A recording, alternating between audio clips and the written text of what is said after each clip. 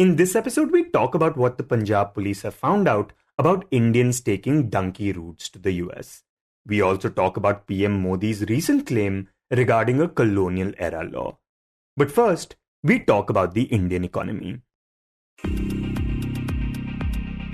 Hi, I'm Shashank Bhargava, and you're listening to Three Things, the Indian Express news show. Last Friday, the Indian government released its latest estimates of the country's economic growth, which is measured by the gross domestic product or GDP, the total market value of all goods and services produced within India over a specific period. Now, in the second quarter of the current financial year, that is during July, August and September, India's GDP growth had slumped to 5.4%, which was something that had shocked most observers. However, the latest revisions reveal that until March, India's economy was performing much better than previously projected. To discuss these latest estimates and their significance, the Indian Express's Udit Misra joins us. Udit, before we talk about what these revisions reveal, can you talk about how often we see such revisions? Yeah, Shashank, so, the first thing to understand is that typically government comes out with GDP estimates for every quarter. A quarter is a period of 3 months. A financial year has 4 quarters, starts from April, ends at March. So the first thing that the government does is comes out with quarterly GDP data. But when you look at GDP, typically what matters eventually is the annual GDP number. How much did we produce within the boundaries of the country in a particular year? And for that, there are actually 5 estimates. Now, this would seem odd because we typically talk about GDP for a particular year and we think it must be an open shut case. But actually what happens is that we have 5 estimates. One is the first advanced estimates, which come out in January. That is January of the ongoing financial year, for the financial year that the government is talking about. It calls it the first advanced estimates. It's more like a forecast of where the economy would be by the end of March when the financial year ends. Then there is a second advanced estimates, which we are seeing, which have come out on Friday. Then there are provisional estimates, which come out in May. So the second advanced estimates actually take into account the third quarter numbers, also update it. Then the provisional estimates in May use the fourth quarter data. That means the quarter ending March. So they are even more reliable. Then a year later, we come out with the first revised estimates. So on Friday, we came out with the first revised estimates for the preceding financial year.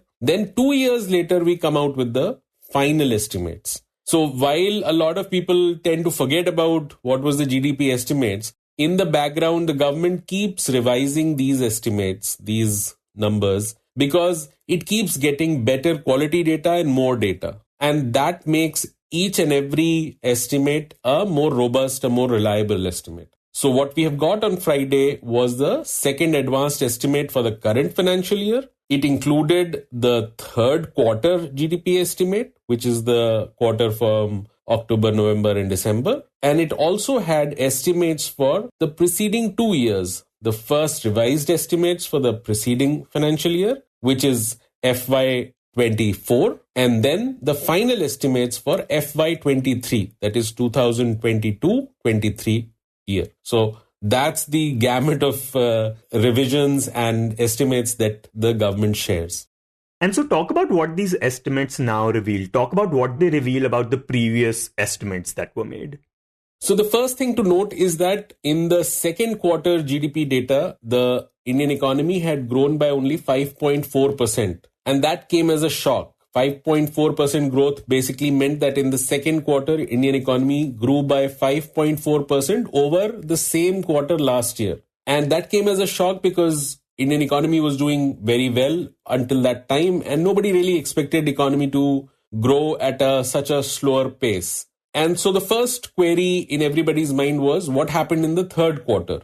Did our economy continue to struggle, or was it a one-off? And we have sort of recovered from that thing. So the third quarter data shows that the economy has improved a bit. The growth rate has gone to 6.2 in the third quarter. And for the full year, the Ministry of Statistics and Program Implementation, which is the authority that comes out with this data, has actually upgraded the full year GDP number from 6.4% to 6.5%. So a marginal improvement, but an improvement nonetheless. So that is the first thing for the current financial year. But the more substantial bit in these estimates this time was the massive revision that we saw for the preceding two financial years. For example, for the financial year before the one that we are currently on, which is financial year 2023-24, which ended in March 2024, the GDP estimates were increased from 8.2% growth to 9.2%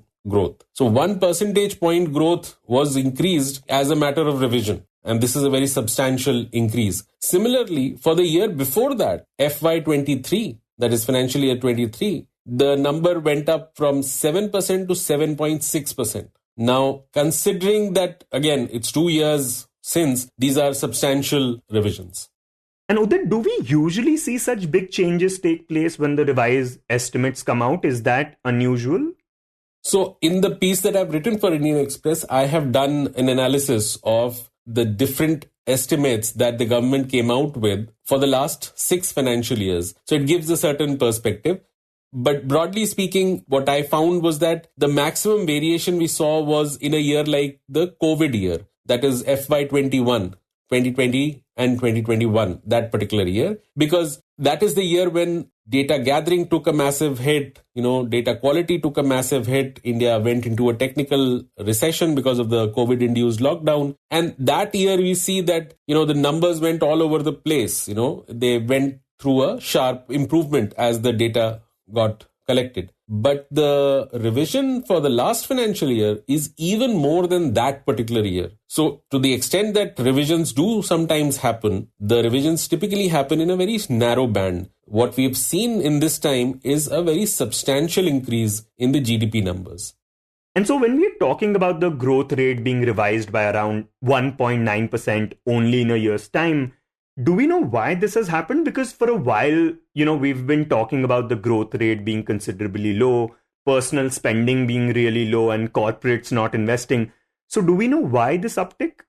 So there are two ways to answer this. One is that, what does the data reveal? Where has the data sort of got improved over those last 2 years? And that is where the funny part or the odd part for anybody observing the Indian economy is that last financial year, the weakest part of India's GDP growth was private consumption. The consumption, the expenditure that we make in our personal capacities, which is the biggest engine of GDP growth. Almost 56 to 60% of India's GDP comes from what we spend in our individual capacities. That number had grown by only 4% in the last financial year, right? And that made everybody sit up and say that India has a genuine problem of consumption. And in fact, this year's budget, when Nirmala Sitharaman gave a massive tax relief, it was seen across the world by every observer as a way to boost consumption, because everybody thought that consumption was the thing that was holding us back.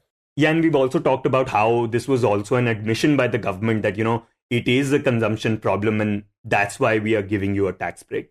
Exactly. And it fitted with the notion that the private sector is not investing. But now when you look back at the same year's data, that 4% growth in personal consumption, which is a very tepid growth for the biggest engine of GDP growth, has now been revised to 5.6%. So means consumption was doing much better. Personal consumption was doing much better or growing at a much faster pace than what we previously imagined. And the same thing happens for investment and other numbers. But personal consumption is the standout number, both for FY23 and FY24. The preceding 2 years, consumption numbers have been improved retrospectively. Now that totally alters the way we look at Indian economy, because that means that Indian economy was not facing as much of a consumption slowdown as we previously imagined. In which case then everything else, all the analysis from that point onwards takes a bit of a hit. That is one bit of the answer of what triggered this change in data. The other way to look at it is that what are the sources that the government had, new sources that the government had, which added to this information?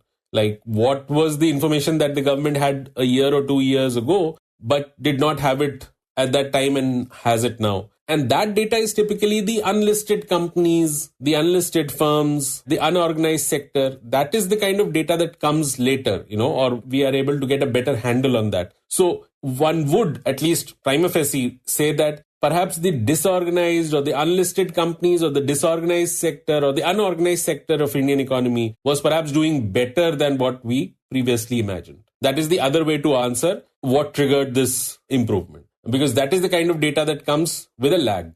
And so finally, can you put this into context? Like, should we be feeling better about how things are or rather how things were, and also how things will be going forward?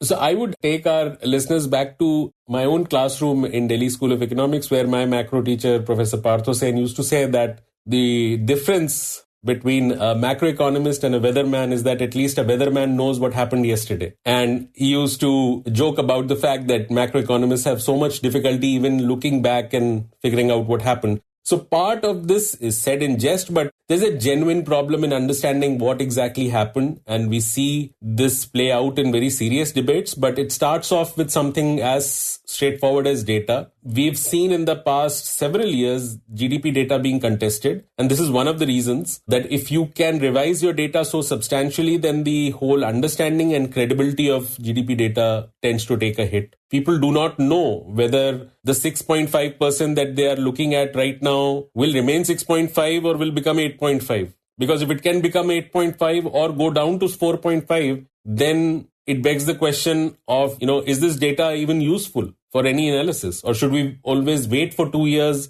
for data to come out and then comment on it?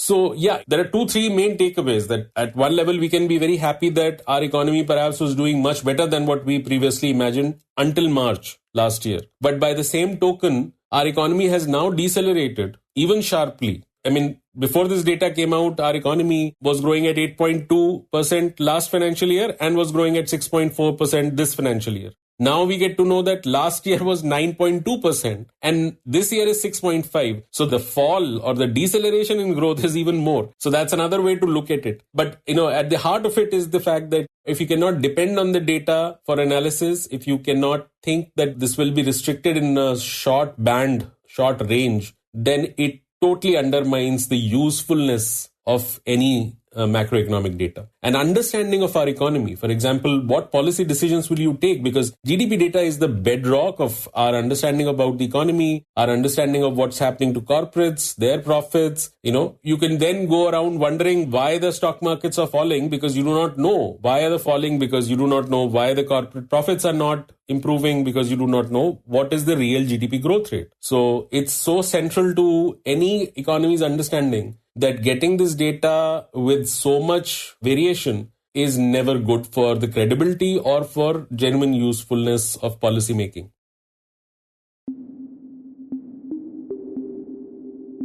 And next we talk about illegal immigration. Among those deported and flown back to India from the US this month were 131 people from Punjab. They had entered the country illegally using what are known as dunki routes. Long, winding and often dangerous paths that people worldwide take to immigrate illegally. The Punjab Police are now investigating how a global network of agents facilitated these Indian deportees' entry into the US. In this segment, we speak to the Indian Express's Divya Goyal about what has been uncovered so far. Divya, firstly, a lot has been said about just the kind of money people end up paying to agents to reach the US. Can you tell us what the Punjab Police's investigation has found out about that?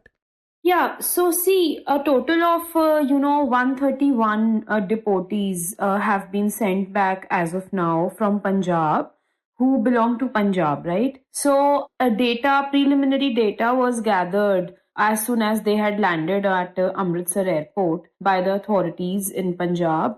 So if we add up the data of all the 4 batches that have landed till now, it's almost 44.70 crore, which is a huge amount, which they paid to the travel agents to go via this dunki route and reach the US, which of course is an illegal way. And also, most importantly, each of them ended up paying rupees 40 to 50 lakh on average to their agents. who further had handlers abroad. They are informally called donkers. So these donkers, they assist the passage from one country to another in an illegal way, and that is how it works. The agents, they take 40 to 45 and even 50 lakh, and they take a person via dunki route. Yeah.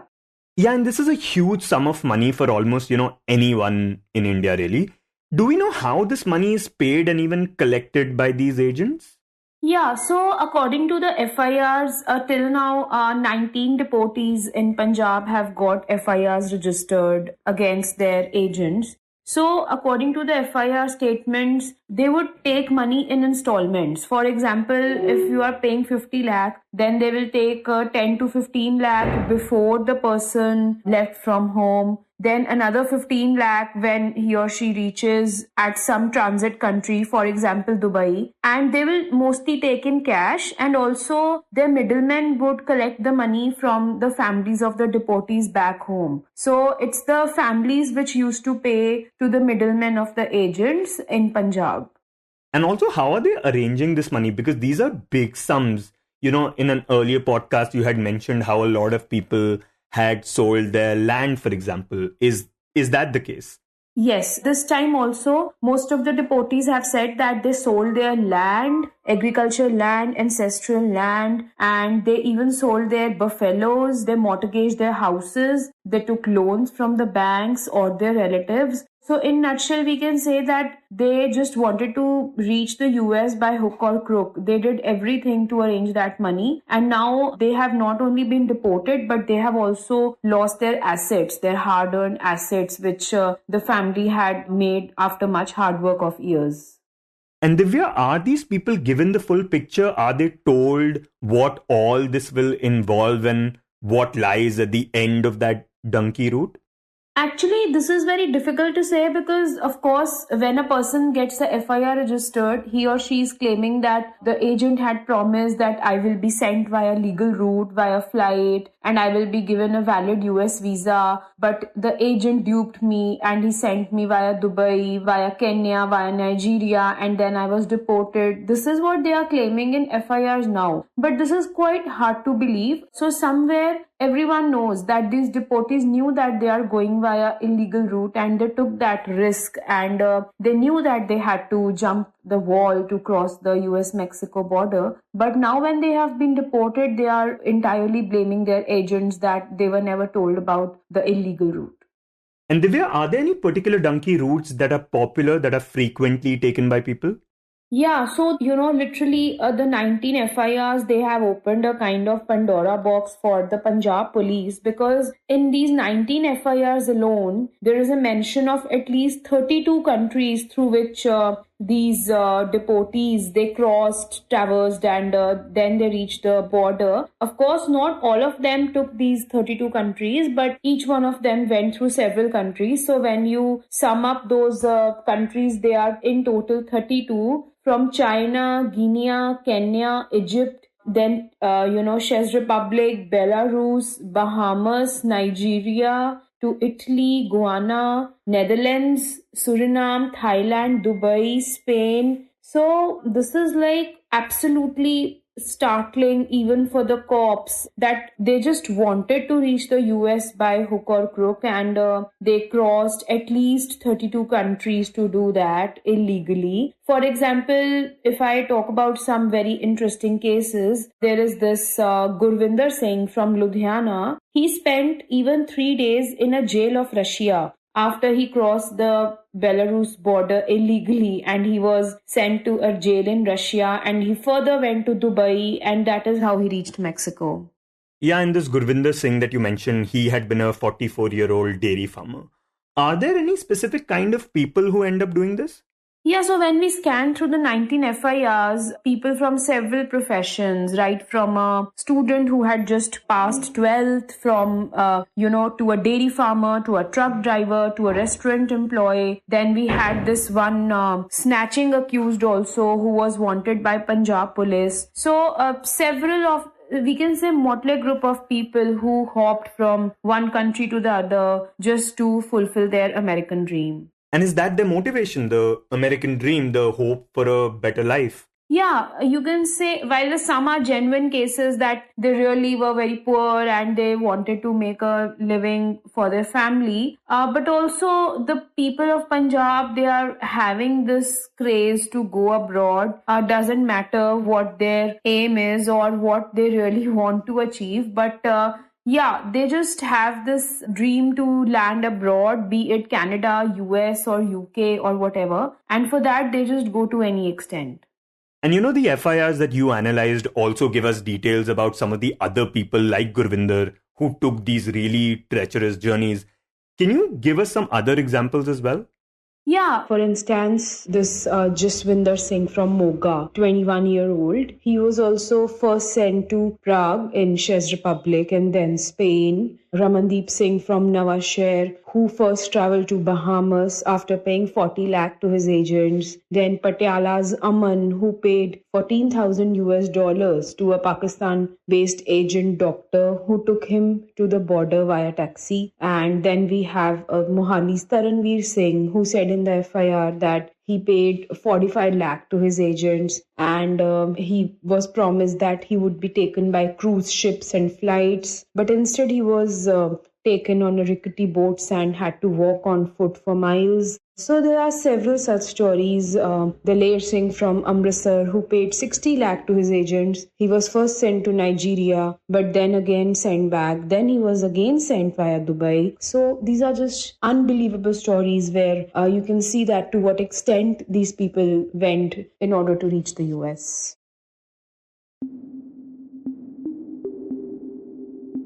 And in the end, we talk about a recent claim made by Prime Minister Narendra Modi.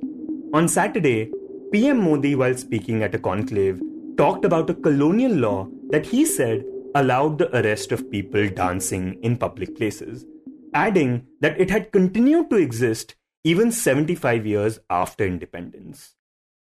आपको आश्चर्य होगा सुनकर के एक कानून था dramatic performance act.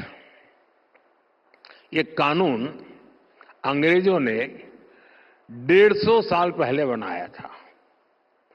ये कानून आजादी के 70-75 साल बाद तक चलने में था। ये कानून हमारी सरकार ने हटाया। Now, the law that he referred to here was the Dramatic Performances Act 1876. When we spoke to the Indian Express's legal affairs editor Apurva Vishwanath, she told us about it. So that law has a history, and in 1970, the Prince of Wales, who later became King Edward, visited India, and the Indian nationalist movement was in its very nascent stages. And Bengali theatre especially was slowly beginning to take these nationalist hues, and there were a lot of plays being written which were either mocking British officers or the British court system or, things like that. So there were a bunch of laws which were enacted at that time to curb this nationalist movement in the wake of King Edward's visit. So, in fact, one law that was enacted during that time is still being used. That is the Sedition Law, which was brought about in 1870. The Vernacular Press Act was also brought in the same decade. The Dramatic Performances Act was also part of that. So, if you look at what the law says, it's essentially giving the government police powers to regulate these plays. So, if they're considered to be anti-government, if they're considered to bring in these feeling of ill will and hatred towards the government of the day, then a magistrate could stop them from being performed. And she says that in addition to this, it also gave the magistrate police powers for search, seizure, and arrest. And it, in that sense, requires a prior permission from the magistrate to stage a play. So, in fact, there are very clever ways in which this law was circumvented even during the freedom movement. If one play is banned after it's been performed, they would change the name of the play and, have it again. They change the cast and, do it again in some other place. Till the government sort of discovers and clamps down there. Right, and this is the law that the PM said was in existence even after 75 years of independence. In fact, it was only repealed in 2018. But could you talk about what was the actual status of the law after independence? So there was a central legislation, of course, and a number of states had also brought in their own laws on similar lines, right? The same Dramatic Performances Act, Karnataka, Tamil Nadu, Delhi, and things like that. But in effect, these laws have ceased to exist pretty much a few years after our independence. It was the first time that the Allahabad High Court, in this judgment called Babulal versus State, struck down the law as being unconstitutional. You see, in 1950, our constitution was enacted, and the constitution says that any law which is violative of Part 3 of the constitution, which are the fundamental rights of the constitution, will be void to that extent. A whole bunch of colonial legislation, when it was tested against the new constitution, did not survive. In fact, that's what we say, our colonial laws don't enjoy the presumption of constitutionality that parliament-made law now does. Which means, let's say, take for example the NJAC, right? This was passed in 2014 by the Modi government. So when this law is challenged in court, there is a presumption that this law is constitutional till it is declared unconstitutional by a court of law. But for colonial statutes, that doesn't exist, right? So it is presumed unconstitutional when challenged, and the government has to defend its constitutionality and say.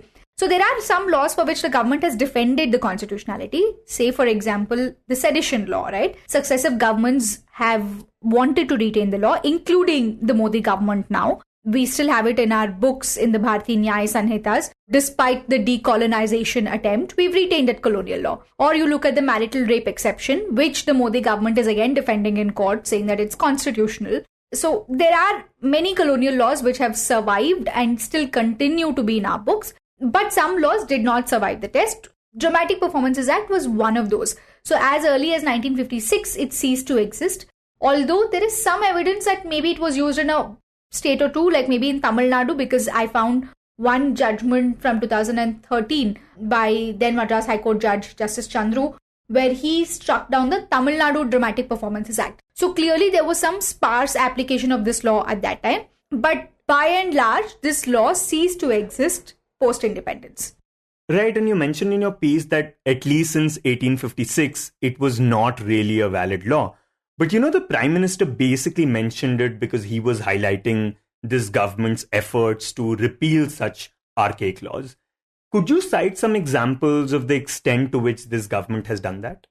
So the repeal of obsolete laws has been, say, a flagship policy program of the Modi government, and it's actually a much needed exercise. This was actually done in the context of improving the indices of ease of doing business, reducing compliance, weeding out unnecessary laws. If you remember, in 2014, this was pretty much one of the poll promises that the BJP came into power with, that they will improve India's ease of doing business, reduce the red tape associated with it, and things like that. So it's a much needed exercise that has happened. But by definition, the laws that are being weeded out are obsolete laws. Obsolete means they're not in use anymore, they're just in the statute books, or they are incompatible with our other existing laws that we currently apply.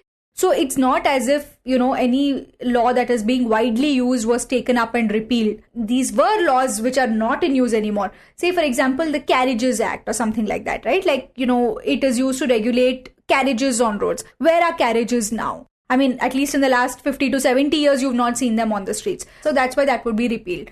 So that's how the repeal process works. But what PM Modi was, of course, saying is, how did the Khan Market gang or the Latins Jamaat not think of liberty? Or, the Thekedars of PIL not challenge this law? It was not challenged because it was not really in use. So it's in that context that you have to understand that statement. You were listening to Three Things by the Indian Express. Today's show was written and produced by me, Shashank Bhargava, and was edited and mixed by Suresh Pawar. If you like the show, then do subscribe to us wherever you get your podcasts. You can also recommend the show to someone you think will like it, share it with a friend or someone in your family. It's the best way for people to get to know about us. You can tweet us at Express Podcasts and write to us at podcasts@indianexpress.com.